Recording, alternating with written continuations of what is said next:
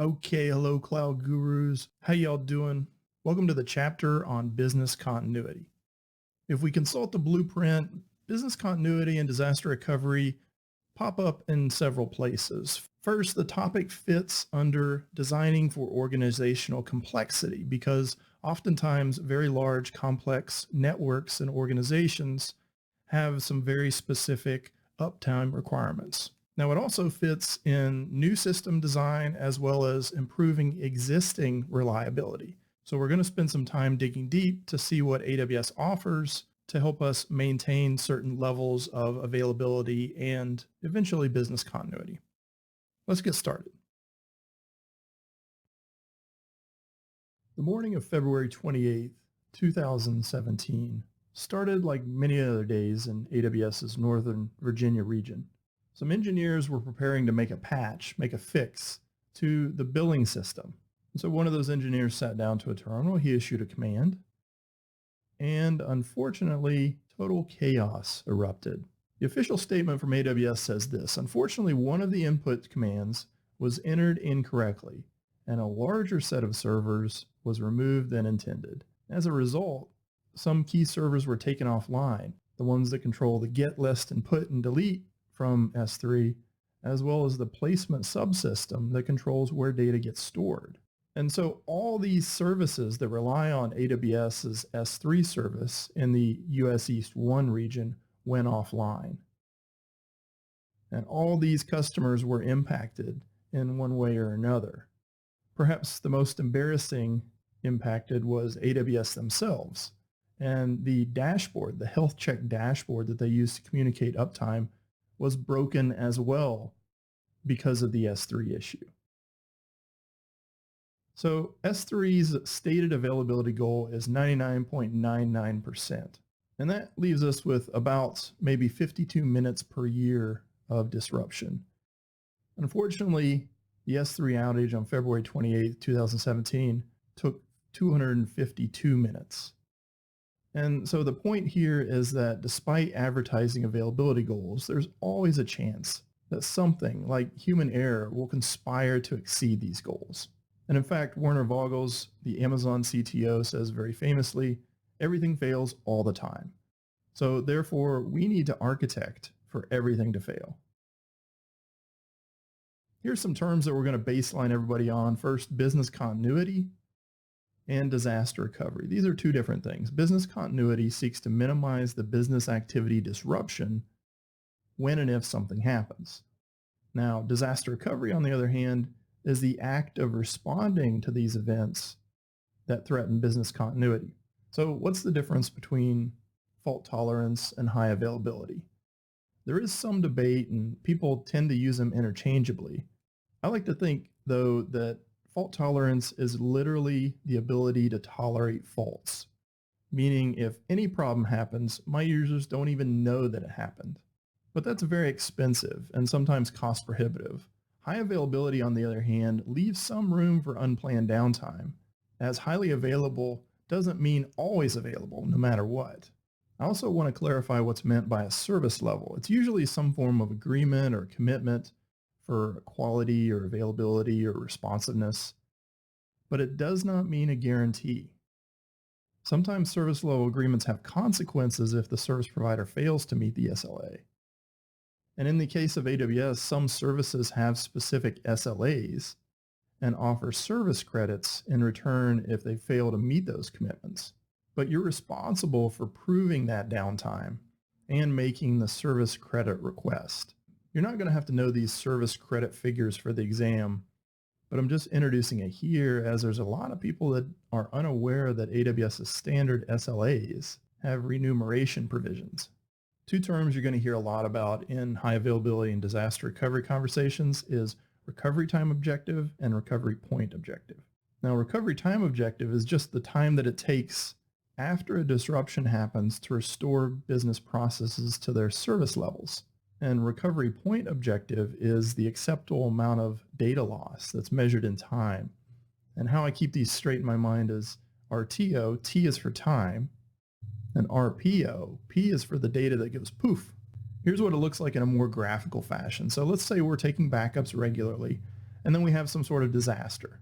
Now, the amount of time between the disaster happening to we're fully recovered is RTO.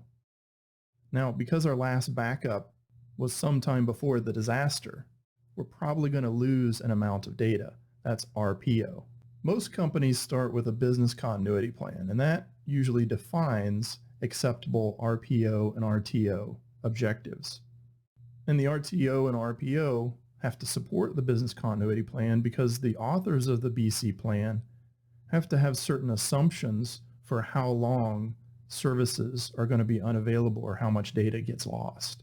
Now, the RTO and RPO then justify the level of high availability investment we want to make. And they also define what our process is for disaster recovery, because ultimately high availability is going to try to mitigate the act of having to do a disaster recovery. But if we do have to do the disaster recovery, it's going to deliver or fulfill those RTO and RPO objectives. Okay, let's look at some types of disasters. And really this is more so just to get you thinking about all the different things that can go wrong. So first we have hardware failure. I think everybody probably can relate to that. Maybe a network power switch fails and brings down the LAN. That's why we oftentimes in local area networking, we have redundant cores. Maybe there's a deployment failure. We go to install a patch that breaks a key ERP business process. That's a bad thing. Maybe a disaster is load induced, and examples of this are DDoS attacks on your website. Maybe the problem's data induced. An example of this is the Ariane 5 rocket explosion on June 4th, 1996. And in that case, the Ariane 5 rocket control software suffered a catastrophic failure when it was trying to do a data conversion from a 64-bit floating point value into a 16-bit signed integer. And that caused the onboard processor to go out of control and initiate a self-destruct sequence. Maybe there's a credential expiration. And occasionally you'll see this on e-commerce sites where somebody forgets to renew the certificate and you get that scary message saying that this site could be inauthentic. Another good reason to use Certificate Manager. Maybe there's a dependency disaster. The S3 subsystem failure was a good example of this dependency failure because it cascaded to many other AWS services. Maybe there's an infrastructure disaster. Let's say a construction crew out in front of your office accidentally cuts a fiber optic data line. Maybe there's an identifier exhaustion. Occasionally you'll see this on AWS where they'll just simply run out of capacity in a certain AZ for an instance type that you're requesting. And if you have an auto scaling group that's set up for a certain type of instance and they simply don't have capacity, that could cause some big problems. And then finally, there's always human error. Oh, I thought it was in the QA system, or various other crazy commands that people have been known to type in.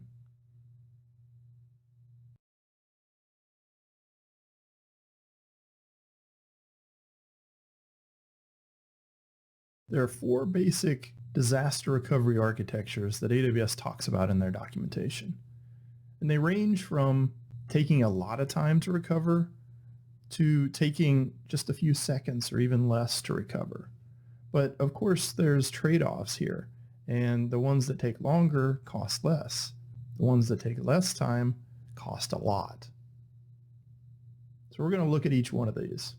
First, we have basic backup and restore, and this is a very common entry point into AWS, and it requires minimal effort to configure, and there's very little risk involved.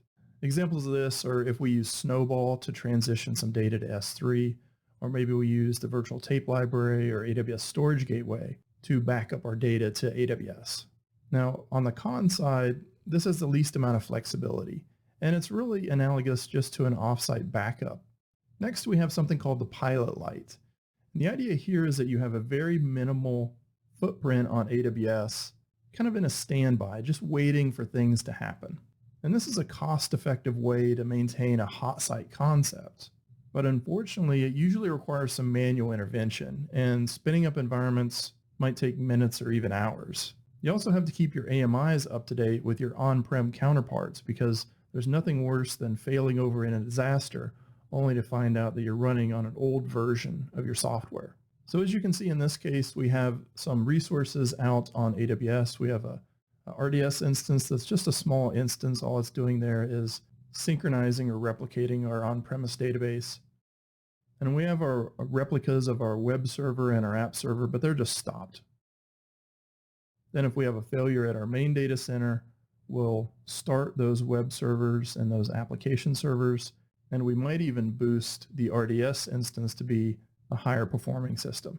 So next we have a warm standby, and this is more responsive than a pilot light scenario because the services are already up and running and ready to accept load. And some people even use it as like a shadow environment, like a staging environment to test things out in. But during a failure, we might have to scale up resources, and it still requires a little bit of adjustment, but those things could be scripted. So current state here, we have our app server and web server, we have our SQL Server master, and then we also have a SQL Server standby, and these two are kept in sync. We've already got our load balancer set up, but using Route 3, we're just not directing any traffic to the load balancer. If we have a failure for our on-premise data center, we can change over Route 53 to send that load to our load balancers, and then our web servers and app servers would scale up to meet the incoming demand. Now, multi-site concept is one of the best ways we can ensure that we have very little downtime because we have a landscape that's built out on AWS that's ready to accept load at any time, instantly as it is. And this method can fail over in seconds or less, and usually it requires little or no intervention. For example, if we use Route 53, we can use the health check to auto fail over to a different load balancer or different servers based on whether or not Route 53 saw the target system as being online or not. Now, practically speaking, DNS records do usually have a time to live, so there might be some customer impact until the DNS entry pointing to the failed site totally expires. But really, there's nothing that you have to do in this failover scenario. So on the cons, it is the most expensive DR option, and it can be perceived as wasteful because you have resources out there that are just sitting around waiting for the primary resources to fail. And if we had a failure, Route 53 could just redirect the traffic to the load balancer, and then our web servers and app servers that are ready and waiting would just pick up that load.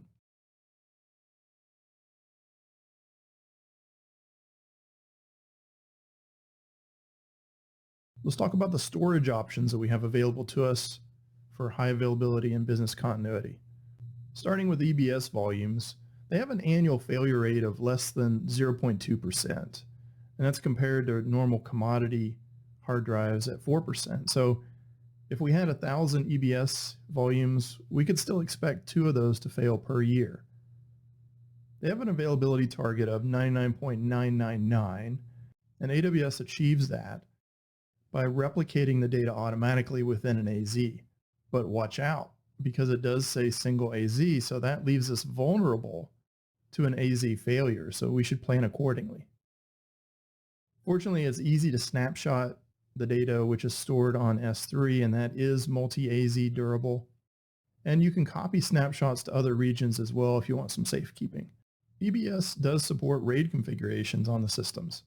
And I'm going to go over the different levels of RAID because you might see questions on the exam about the different levels of RAID. But it's also important to understand the trade-offs and what each RAID level offers you. If we start with RAID 0, it offers us no redundancy. That just means we write data across multiple hard drives. And this is sometimes called striping. The good news is you get good reads and good writes because you're distributing the load across multiple I/O devices. So we can move up to RAID 1, and sometimes this is just called mirroring because that's exactly what we're doing. We're taking 2 drives and we're copying the identical data to either drive. In effect, though, that reduces our capacity by 50% because we have duplicate copies. And RAID 1 is a little bit slower on reads and writes than RAID 0. Now you'll see we're completely skipping over RAID 2, RAID 3, and RAID 4, but those aren't really used nowadays. We can go up to RAID 5, which is pretty popular, and you need a minimum of 3 drives for this. And that's because 2 drives will store the data, and then 1 drive will store a parity bit. And the parity bit just allows you to recover information if one of those drives is removed or fails. So we can add an empty drive, and RAID 5 can calculate what's missing and recreate that data. RAID 6 is a level above RAID 5 because it actually has two methods of parity. It has a primary parity method and a secondary parity method, and we can actually permit two drives to fail out of a RAID 6 array, but it requires a minimum of 4 drives. Now we also have nested RAID levels like RAID 0 plus 1, but we're not going to talk about those since they're really closely tied to the capabilities of your particular OS. Now, as far as AWS, they don't recommend using RAID 5 or RAID 6. The reason for this is because EBS volumes are accessed over a network. Writing those parity bits sucks up a lot of I/O. It can consume as much as 20 and 30% of your available IOPS. So if you want to do RAID on AWS, stick to RAID 0 or RAID 1. Speaking of IOPS, let's see how RAID levels impact our throughput and our IOPS. So if we just start with no RAID at all, we have a 1 terabyte volume. Let's say we provision it for 4,000 IOPS. We have a usable space of 1 terabyte, and we have throughput of 500 megabytes per second. Now, if we implement striping, RAID 0, we can get 2 volumes of 500 gigabytes, and each one of those is provisioned at 4,000 IOPS. We then have a total IOP volume of 8,000. We still have the same usable space of 1 terabyte, but our throughput is doubled. And this is because we're spreading that load across multiple drives. Now, if we move to RAID 1, we have the same 500 gigabyte drives. We have the same provision IOPS, but because we're duplicating the data across both those, our usable space is cut in half, but our throughput remains the same.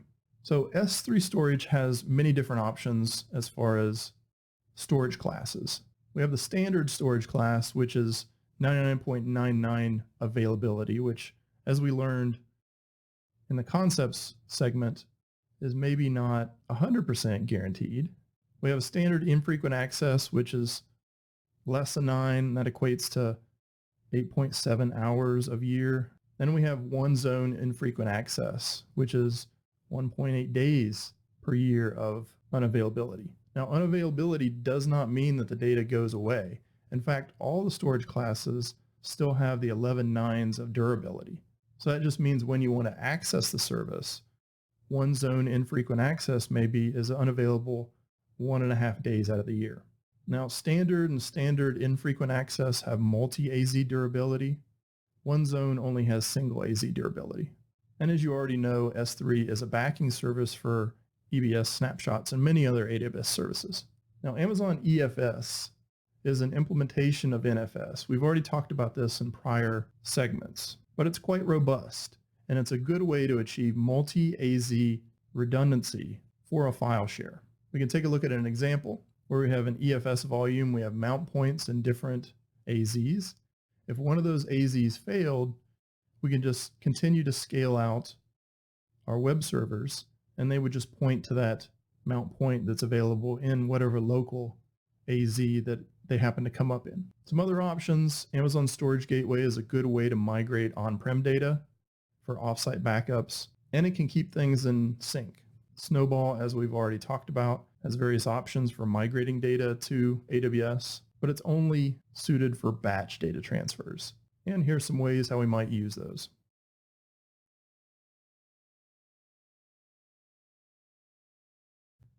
Here's some compute options that are relevant for high availability and business continuity.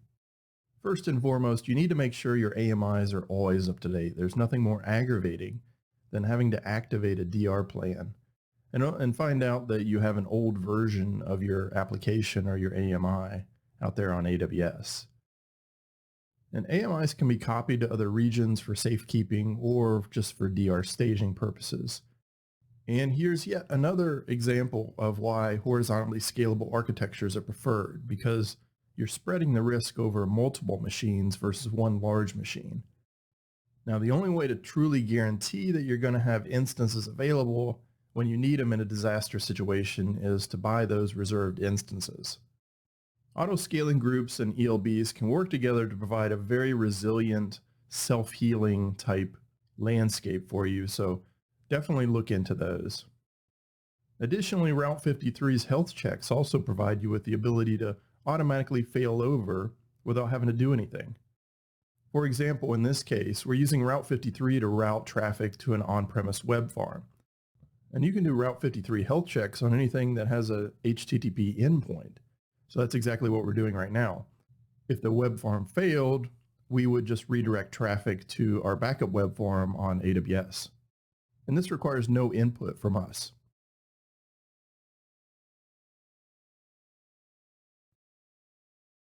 Here are some considerations for databases regarding HA scenarios. If possible, choose DynamoDB over RDS, just because DynamoDB already has all those redundancies and failovers built into it and they're transparent to you. If DynamoDB can't be used because you need a relational database, choose Aurora because it has a lot of redundancy and failover capabilities already built in. And if Aurora can be used, then go with a multi-AZ RDS. Now you should definitely set up frequent snapshots to protect against any sort of data corruption or maybe system failure. And as long as you have a multi-AZ deployment, it's going to take those snapshots from the standby and it won't affect performance. You can also take snapshots off of a read replica. Regional replication is also an option, but just remember that it's not going to be strongly consistent, meaning that it's going to be slightly out of date from the master. And if your database is on EC2, well, then you're on your own as far as HA. Here's a landscape where we have a multi-AZ deployment in US West 2, and we also happen to have read replicas in other regions. Now, the dotted lines represent synchronous synchronization, which happens between the master and the standby. The solid lines are asynchronous, and that's why we call those eventually consistent replicas. If we lose the master, RDS automatically promotes one of the other standbys to that master role, and replication continues. If we lose a whole region, then we can promote one of the read replicas to the master. We'd have to promote it to a single instance first and then reconfigure it to do multi-AZ if that's what we wanted to do. Now, we could probably script this promotion based on some CloudWatch alarm, but promoting a read replica to a master is usually a big deal. So I'm not sure if I would want to script that. Now, if we were using Aurora, the promotion of the replica would be completely automatic. For Redshift, it currently doesn't support multi-AZ deployments, so the best HA option is to use a multi-node cluster. And that supports replication, and if a node dies, it will spin up a new node in its place. If we just have a single node Redshift cluster, it doesn't support data replication, and if we have a failure of a disk or a system, we're going to have to restore that from scratch off of a snapshot on S3. Now, as far as HA, Memcache and Redis have some distinctions. First, because Memcached doesn't support replication, if a node fails, you're going to lose some data. So a way to mitigate this is to use multiple nodes per shard and then spread those multiple nodes across different AZs to try to minimize data loss. Now, Redis, on the other hand, has some more sophisticated features. We should still use multiple nodes per shard and distribute those nodes across AZs. But we can also enable multi-AZ on the replication group, and that allows us to do automatic failover if the primary node fails. And it's also good practice to schedule regular backups of your Redis cluster. Let's talk about some of the network options we have for HA. You absolutely should create subnets in different AZs and place systems in those different subnets. And just by doing that, you're going to achieve a multi-AZ presence as long as you position those systems properly. It's really best practice to create at least 2 pathways from your corporate network into your virtual private gateway, and we'll see how this looks in a little bit. Now remember that Direct Connect is not HA by default, so you're going to need to establish a secondary connection. It can be another Direct Connect or it can be a VPN connection. Now preferably you're doing it with a different data carrier so that you have some diversity and redundancy there in case your data carrier has a problem. Route 53's health checks can provide a nice way of hands-off failing over to another endpoint with regard to DNS resolution.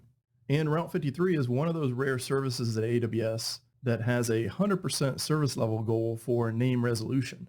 You should also use Elastic IPs because they allow you the flexibility of changing around the backend without having to repoint DNS entries. If you need multi-AZ redundancy for NAT gateways, then you're going to need to spin up a NAT gateway in each AZ, then configure the route for the private subnet to go out that respective AZ's NAT gateway. Here's an example of a redundant connection for VPN. And as you can see, we're handling the failover on the customer side. In this case, we can use Route 53 to do a health check and then redirect traffic if our primary web server fails.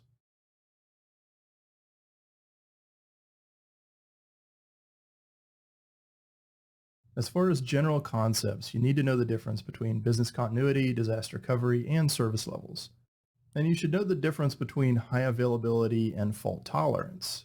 You need to understand how these concepts interrelate and how AWS uses these terms. You should definitely know the difference between RTO and RPO. You should know the 4 general types of DR architectures and what the trade-offs are of each of those.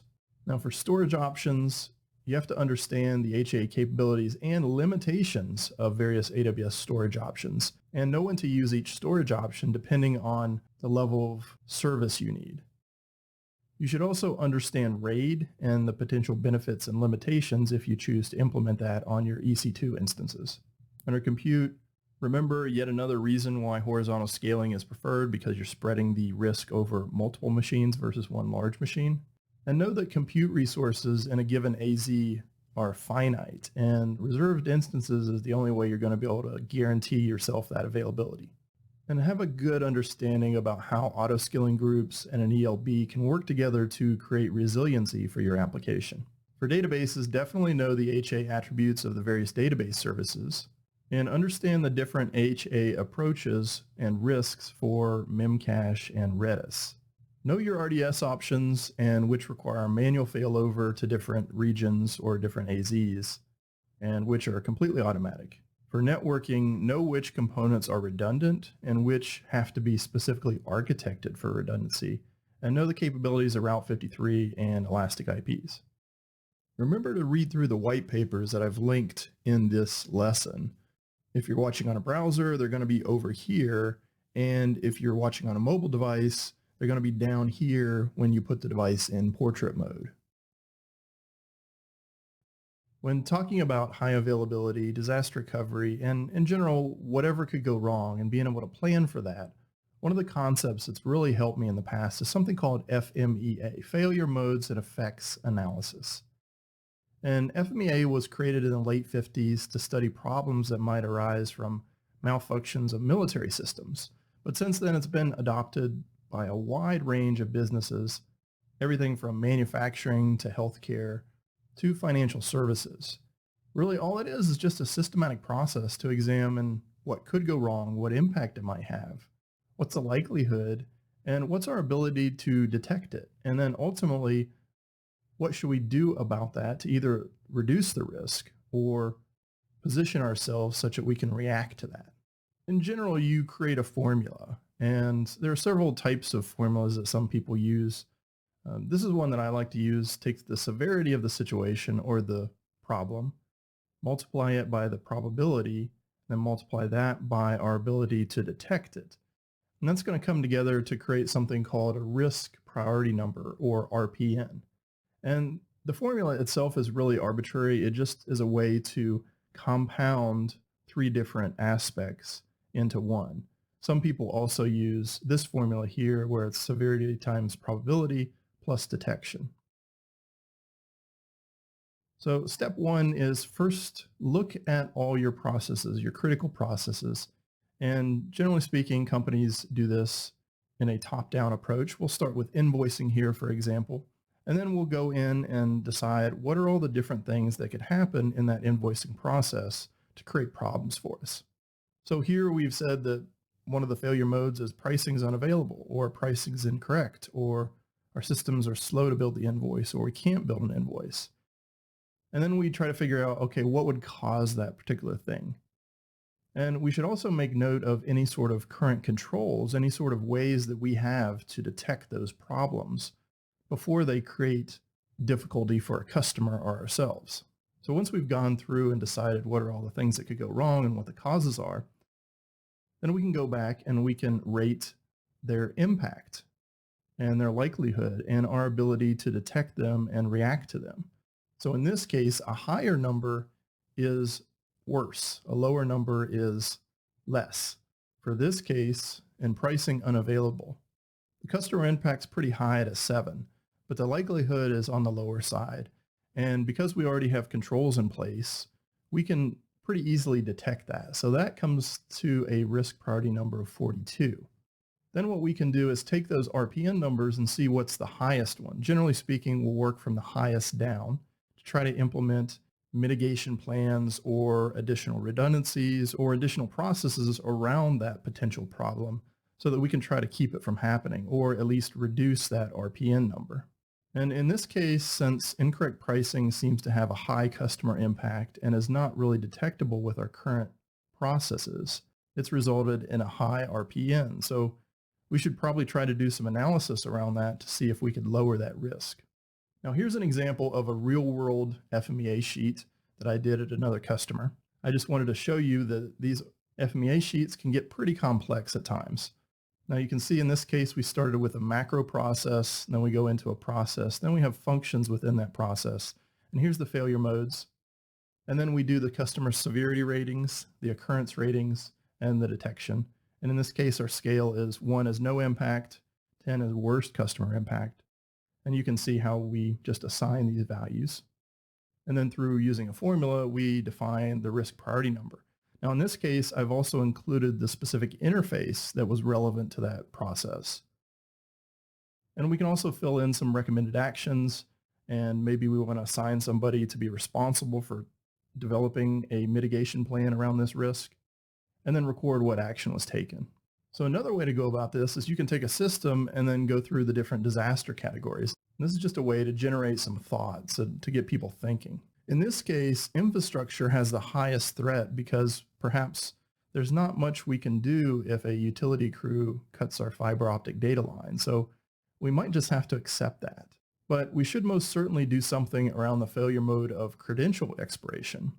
Maybe in this case, it was our SSL TLS cert expiring. Well, in that case, we can definitely make use of AWS Certificate Manager to manage our certs because Certificate Manager is going to automatically renew those and not get us into that situation. And so just by doing that, we would significantly lower the likelihood of our certificate expiring. And it also reduces the risk of not detecting or reacting to it. Once we decided we're going to use Certificate Manager to mitigate that particular risk, then we turn our attention to maybe the next highest priority, which in this case is in the dependency area.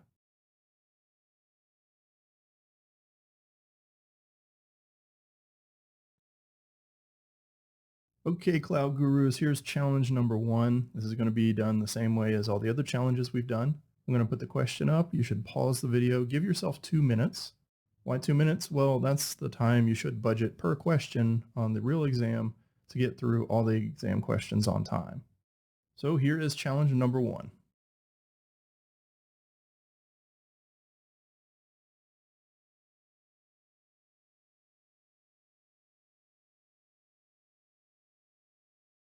Okay, welcome back.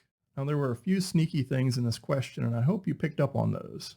First, let's see what the details are that we need to be aware of. It says in the question our RTO must be less than 4 hours and our RPO must be less than 12 hours. So RTO is, of course, the time it takes us to come back up after a disaster.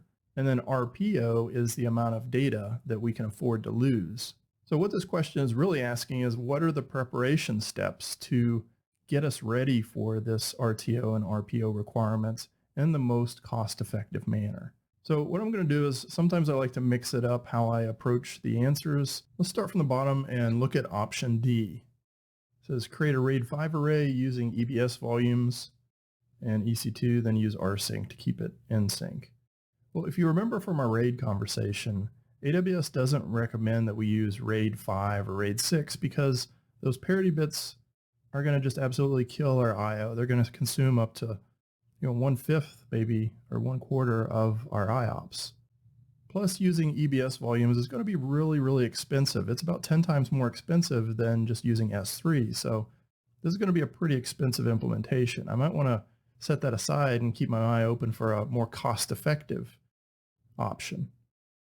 But the thing that really gets me nervous around this option is our ability to restore from the virtual tape library. That can take several hours in many cases, and that may jeopardize our 4-hour RTO. Let's look at option C. It says use Snowball to preload the data. That sounds reasonable, but then use Snowball as a daily batch to keep us in sync. That sounds a little crazy. Additionally, this question has something else in it. It says provision a single AZ Amazon Aurora instance. Well, from what I remember with Aurora, it's multi-AZ by default. There's no real single AZ option there. So I think that makes this option really suspect. I'm going to keep on reading. Option B says we can set up a cron job that uses rsync to replicate the data to an EFS volume. And we can configure lifecycle rules on EFS to purge anything over 5 years. If I compare EFS to EBS to S3, EFS is actually about 15 times more expensive than S3. And plus we need to keep a running EC2 instance up to perform the sync. I don't think I like option B. Well, it's looking like maybe option A is our best choice. Let's go ahead and take a look at it. Option A says we're going to use Snowball to preload the data. That sounds reasonable.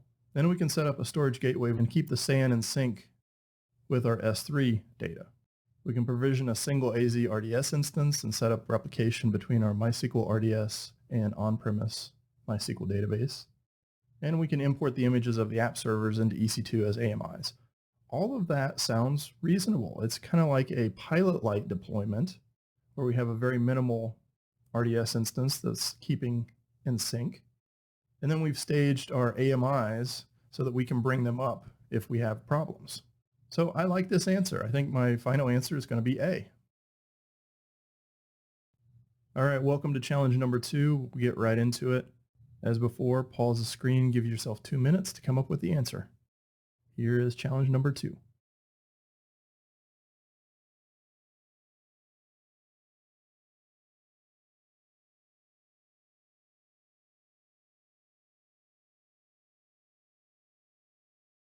All right, welcome back. Let's walk through this question.